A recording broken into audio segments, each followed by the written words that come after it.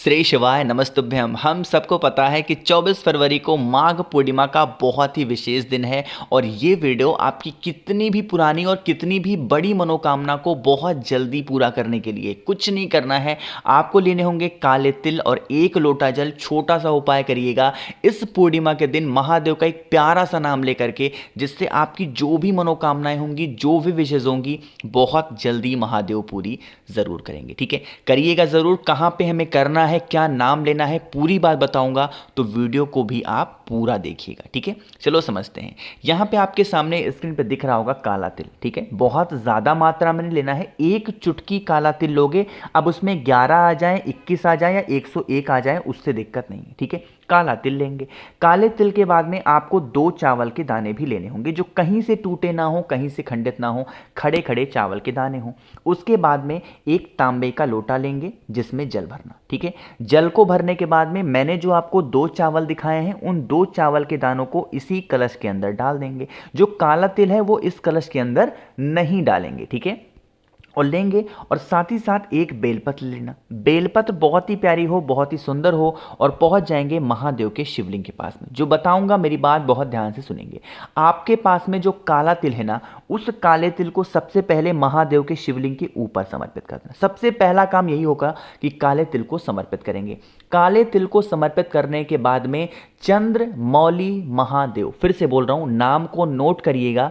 पूर्णिमा के दिन चंद्र मौली महादेव का नाम लेकर के वही जो जल है जिसमें 2 चावल के दाने हैं, इसी काले तिल के ऊपर अपनी मनोकामना, अपनी विश, अपनी इच्छा कहते हुए समर्पित करेंगे। ठीक है, जल समर्पित कर दिया।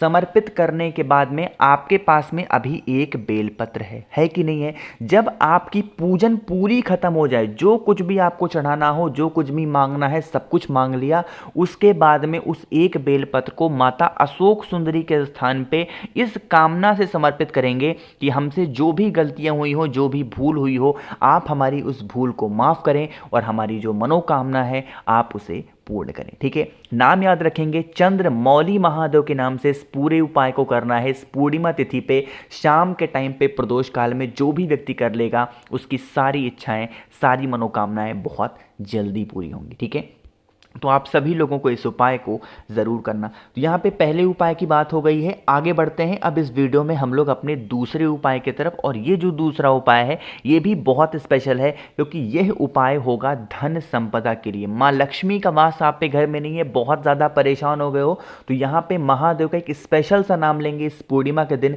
जिससे आप पे घर में माँ लक्ष्मी का वास हमेशा बना रहेगा। उसके लिए आपको लेने होंगे 5 बेलपत्र, बहुत ही प्यारे से, बहुत सुंदर से, कहीं से कटे फिटे ना हो। ठीक है, 5 बेलपत्र लेना।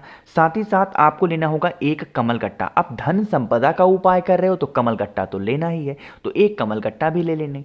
इसके बाद में आपको तांबे का लोटा लेना है जिसमें जल भरेंगे। जो कमलगट्टा मैंने आपको दिखाया, इसी कलश के अंदर उस 1 कमलगट्टे को डाल देना। ठीक है, कलश को उठाएंगे, 5 बेलपत्र को उठाएंगे और पहुंच जाएंगे महादेव के शिवलिंग के पास में शाम के टाइम पे प्रदोष काल में। अब देखो, यहाँ पे महादेव का एक अलग नाम लेकर के उपाय करना है। बोलना कहाँ पे है, सबसे पहले ये समझो। जो आपके पास में 5 बेलपत्र है, उस 5 बेलपत्र को एक एक करके महादेव के शिवलिंग के ठीक ऊपर आपको समर्पित करते जाने हैं, श्री शिवाय नमस्तुभ्यम का ध्यान करके। ठीक है, एक साथ समर्पित नहीं करेंगे, आपको एक एक करके समर्पित करना है। समर्पित हुआ। जो आपके पास में तांबे के लोटे में जल है जिसमें 1 कमलगट्टा है, माँ लक्ष्मी का ध्यान करते हुए, उनका स्मरण करते हुए चंद्रेश्वर महादेव, यहाँ पे मैं लिख भी दे रहा हूँ, कौन से महादेव? चंद्रेश्वर महादेव के नाम से आपको पूरा का पूरा जल समर्पित करना है। जल को समर्पित करने के बाद में आपको प्रार्थना करनी है, विनती करनी है कि हमारे घर में धन को लेके बहुत ज़्यादा कमी है, माँ लक्ष्मी हमसे रूठी होती हैं, उदास रहती हैं, आप हमारी इस मनोकामना को, विश को पूरा करें। ठीक है, प्रार्थना कर लेना। और उसके बाद में जो जल चढ़ाओगे, कमलगट्टा यहीं पे कहीं ना कहीं रुक जाएगा। उस 1 कमलगट्टे को उठाएंगे, अपने घर में जहाँ पे भी रुपए, पैसे, गहने, जेवरात रखते हो, वहाँ पे ले जा करके रख देना। धन की जो भी कमी होगी आप पे घर में, माँ लक्ष्मी का वास आप पे घर में नहीं होता होगा, तो वो होना स्टार्ट हो जाएगा। ठीक है, करिएगा ज़रूर सभी लोग। तो यहाँ पे हम लोगों ने 2 उपाय की बात कर ली है। आगे बढ़ते हैं अब इस वीडियो में हम लोग अपने तीसरे उपाय की तरफ, और ये तीसरा उपाय आपको करना होगा समी के पत्ते से। अब समी के पत्र से तो करोगे, इसके फायदे क्या होंगे वो बताऊंगा, लेकिन जल्दी से कर दो वीडियो को लाइक। जितने भी भाई बहन इस आवाज़ को पहली बार सुन रहे हैं, अचानक से चैनल पे आ गए हैं, तो जल्दी से चैनल को सब्सक्राइब करिएगा, ठीक है। चलो समझते हैं इस उपाय को।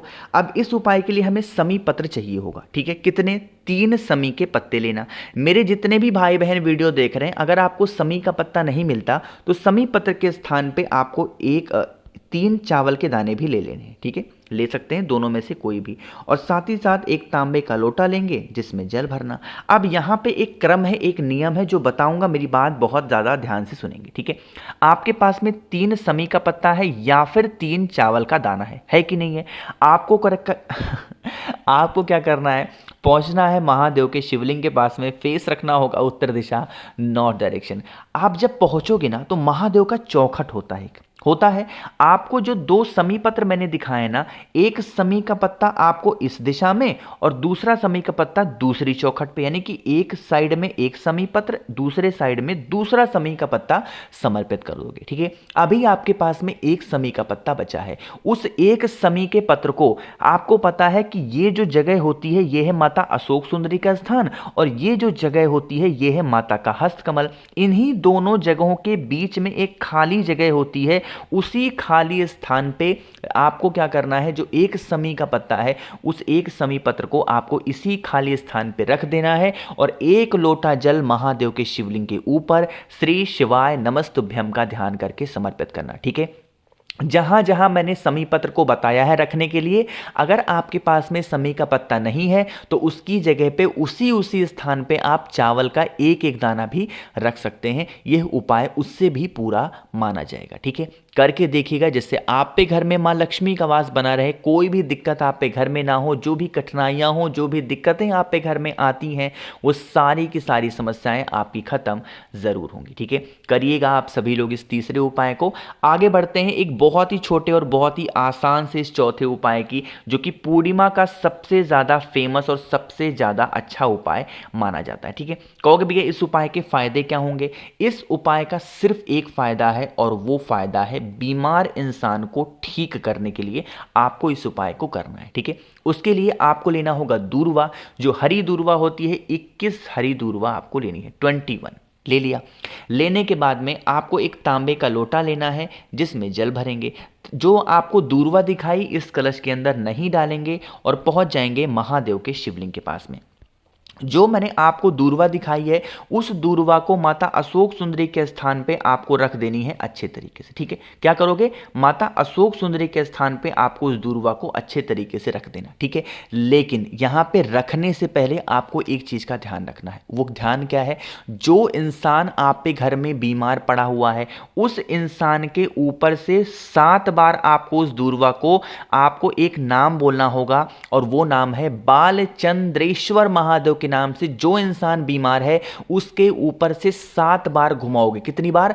7 बार घुमाओगे बालचंद्रेश्वर महादेव के नाम से, और उसके बाद में आप माता अशोक सुंदरी के स्थान पे उस सभी की सभी दूर्वा को रख देंगे, ठीक है। और उसके बाद में 1 लोटा जल महादेव के शिवलिंग के ऊपर श्री शिवाय नमस्तुभ्यम का ध्यान करके समर्पित करेंगे। सब कुछ समर्पित करने के बाद में पूजन आपकी खत्म हो जाए तो ये जो आपने 21 दूर्वा यहाँ पे समर्पित की है, चढ़ा रखी है, उस 21 की 21 दूर्वा को उठाएंगे, और आपके घर में जो इंसान बीमार होगा उस बीमार इंसान को एक एक दूर्वा डेली सुबह खिलाएंगे खाली पेट, बालचंद्रेश्वर महादेव के नाम से खिला करके देख लीजिएगा। उसकी जो बीमारियां होंगी, उसकी जो दिक्कतें होंगी, वो धीरे धीरे करके ख़त्म होना स्टार्ट हो जाएंगी। बहुत ही स्पेशल, बहुत ही प्यारे से उपाय थे। माघ पूर्णिमा का दिन है, आप सभी लोगों को उपाय ज़रूर करना चाहिए। मैंने कोशिश की आप सभी को बहुत ही अच्छा, बहुत ही प्यार से समझाने की। वीडियो पसंद आई हो लाइक करिएगा। कुछ पूछना है, नहीं समझ में आया,